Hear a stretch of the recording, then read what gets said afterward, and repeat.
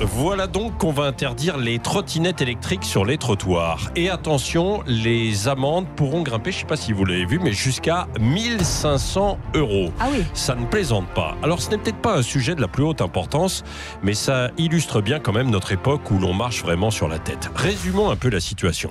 Depuis quelques années, les pouvoirs publics font la chasse aux voitures dans les villes. Ils conseillent pour se déplacer des moyens plus doux, moins polluants, alors la marche, le vélo ou la trottinette. Du coup, les industriels se lancent dans la trottinette électrique, les utilisateurs commencent à l'adopter et dans les villes, on réagit à la vitesse de l'escargot et pas électrique celui-là, peu d'aménagement ou quasiment rien, la sécurité routière plus préoccupée par les radars qu'autre chose et le gouvernement dépassé comme s'il n'avait rien vu venir. Résultat, l'anarchie dans les rues et sur les trottoirs, une réglementation caduque, des accidents et même des victimes encore ces derniers jours.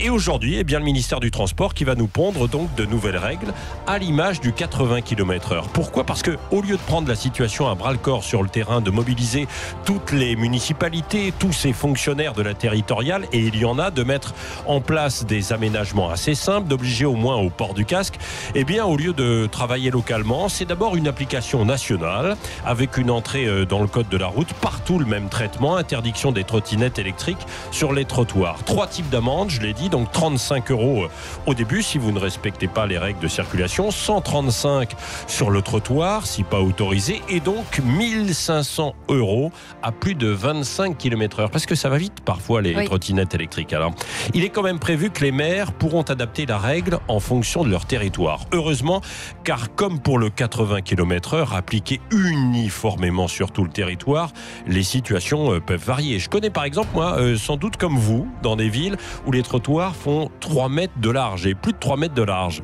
Des rues parfois trop dangereuses pour faire cohabiter voitures et trottinettes, des petites pistes cyclables avec des revêtements très limites. Alors oui, sans être un défenseur de la trottinette électrique, est-ce qu'on n'est pas en train de faire les choses à l'envers ? Pensons d'abord usage et situation locale et adaptons tout en veillant à ce que les mairies ne fassent pas n'importe quoi, comme certaines fausses pistes cyclables. Je ne sais pas si vous l'avez vu, qui commencent au milieu de nulle part et en sens inverse, y compris dans les rues très dangereuses. Quand vous interrogez les mairies, on vous laisse entendre qu'il fallait présenter des chiffres et des bilans. Un dernier mot, on ne pourrait peut-être pas brider ces trottinettes pour que la vitesse soit limitée. Moi, je dis ça comme ça.